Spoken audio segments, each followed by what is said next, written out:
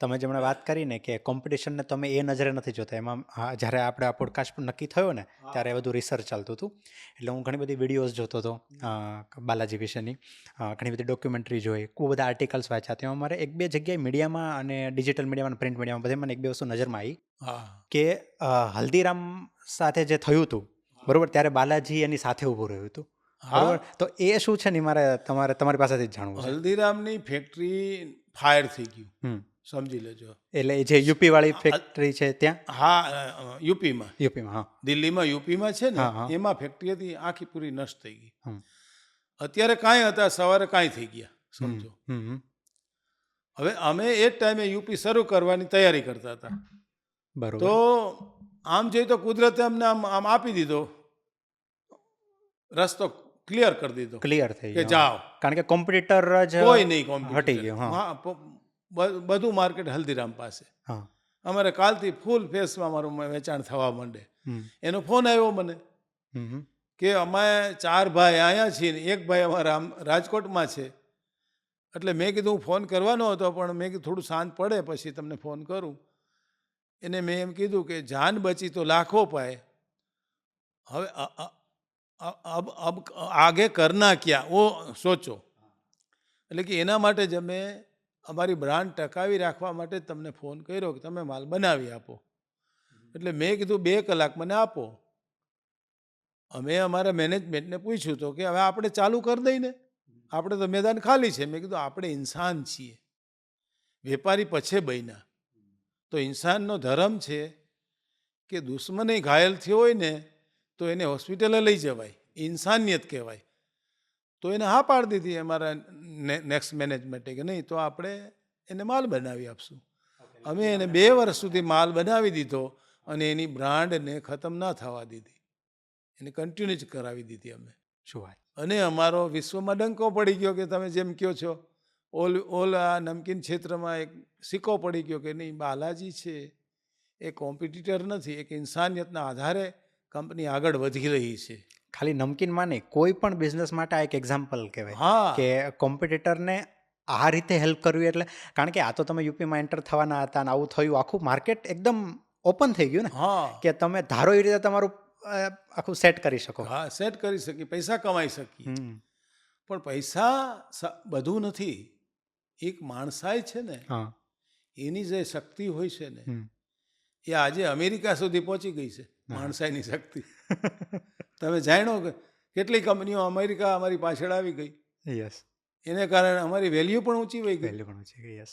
હા તો જદુભાઈ, આટલી મોટી બ્રાન્ડ ઊભી થતી હોય તો એમને ખરીદવા માટેની ઘણી વાર ઓફરે આવતી હશે બરોબર, કારણ કે તમે જે વાત કરી કે જેમ વેલ્યુએશન વધે એમ લોકોની નજરમાં આવે, હા, નજરમાં આવે એટલે ઓફરે આવે. તો એવું ક્યારેય થયું છે કે કંઈ ઓફર આવી હોય? ઘણી બધી ઓફરો આવી આ 7 વર્ષમાં.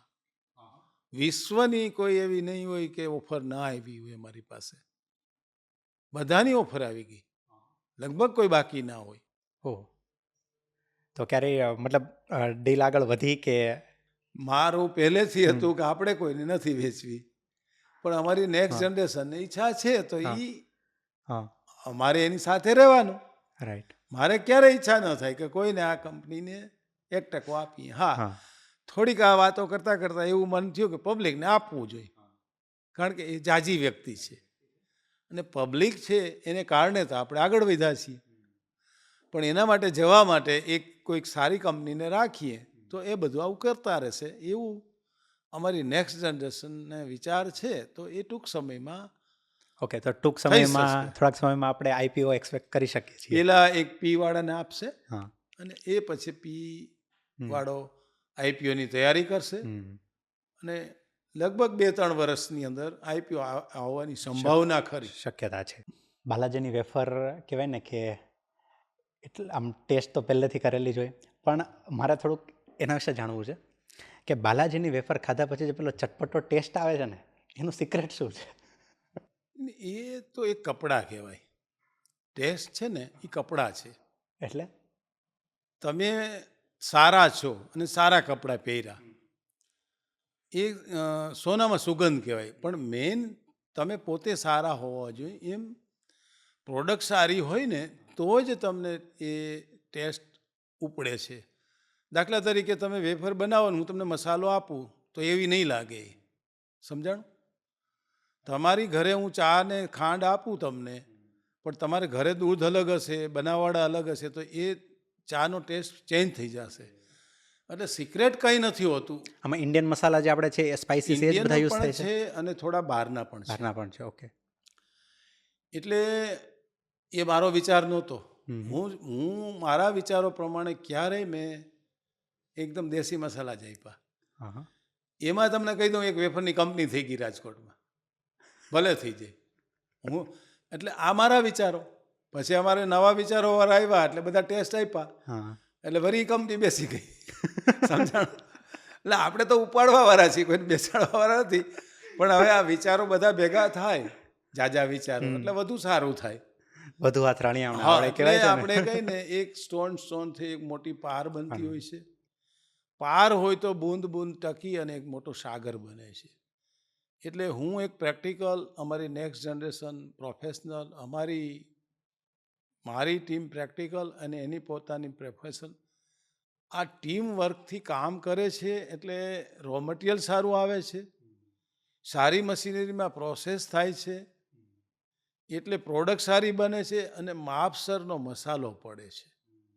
એને કારણે એ તમને લાગે છે કે આ કાંઈક સિક્રેટ મસાલો છે. બાકી કોઈ જાતના સિક્રેટ એટલે હજારો કડીઓથી બનતું એક સિક્રેટ. એમાં એક કડી ન હોય ને એટલે સિક્રેટ અધૂરું. અધૂરું. આ બધા સિક્રેટ હોય છે. બાકી અહીંથી મસાલો તમને દઈ દઉં તોય ના થાય, કારણ કે ખાલી મસાલાથી નથી બનતું. પણ જ્યારે જે દરેક ચિપ્સ ખાઈએ છીએ તો દરેક ચિપ્સ ગમે ત્યારે તમે બાલાજીની વેફરનું પેકેટ છે આજે ખાધું, 2 વર્ષ પછી ખાધું, તો એ ટેસ્ટ જે સેમ ટેસ્ટ આવે છે, એની પાછળનું કારણ જે આ આખી ઓટોમેટિક ફેક્ટરી છે. એની પાછળનું કારણ ભાવ, ઈરાદો. હમ. ઈરાદાથી મશીનરી આવે, ઈરાદાથી ઓપરેટિંગ થાય. ઈરાદો એટલે તમારો ભાવ. ભાવ એટલે 4-5 બિઝનેસ નહીં, એક જ એક જ બિઝનેસ. business. મારે એ પૂછવું હતું કે જ્યારે કોઈનો બી એક બિઝનેસ આગળ વધે ને તો તરત ઈ બીજા વર્ટિકલ ઓપન કરતા હોય કે બીજા બિઝનેસમાં જઈએ, પણ તમે એક બિઝનેસથી જ આમ કહેવાય ને કે ત્યાં ટકી રહ્યા, હા. એની પાછળનું કારણ શું? કે કોઈ જ બીજી જગ્યાએ ઘણા વિચાર્યું નહીં? લોકોને એવું લાગે હમ. કે આ બિઝનેસ ખતમ થઈ જશે તો હમ. જ રાખે, ગમે આ મોટો બધો તો જ રાખે. એક બીક રે. એટલે બીક એટલે બુદ્ધિ, હમ. જાજી બુદ્ધિને બધે બીક. હમ. એક વાણિયાને એવી કહેવત છે, કીધું હમ. તારી 7 પેઢી સુધી ખૂટે એમ નથી. હમ. તો એ બિચારો ચિંતા નહોતો કરતો, એ કરવા માંડ્યો, મારી 8મી પેઢીનું શું. જેને ચિંતા જ કરવી છે એ 10 બિઝનેસ કરે તો ચિંતા વધે કે ઘટે? વધે. હા, આપણે ચિંતા કરીએ નહીં, ખાનું જ ન રાખો ચિંતાનું, પણ ચિંતન કરો, વિચારો સારા કરો, એક સારા માણસ બનો, સારા જીવવાની કોશિશ કરો, સારા જીવવાને કારણે સમયસર જમવાનું કોશિશ કરો, પેટને ફાવે એ કામ કરો, ખાઓ, તો તમારા વિચાર સારા રહે. સારા વિચાર હોય ને તો તમે ક્યારેય દુઃખી ન થાઓ. ઝાઝા પૈસા કમાવાથી સુખી થવાય છે એ વાત ખોટી છે. તમે જે કરો એમાં આનંદ કરો, એ સુખીના ચિહ્નો છે. જે ભગવાન તમને સ્થિતિ આપે એમાં રાજી રહ્યો, ખુશ રહ્યો, એ સુખી છે. તો અમે ખુશ રહ્યા એટલે સારા વિચારો આવ્યા, ને સારા વિચારો આવ્યા એટલે બધી સારી મશીનરી આવી, સારા મસાલા આવ્યા, એટલે એક જ ટેસ્ટ જળવાઈ રહ્યો.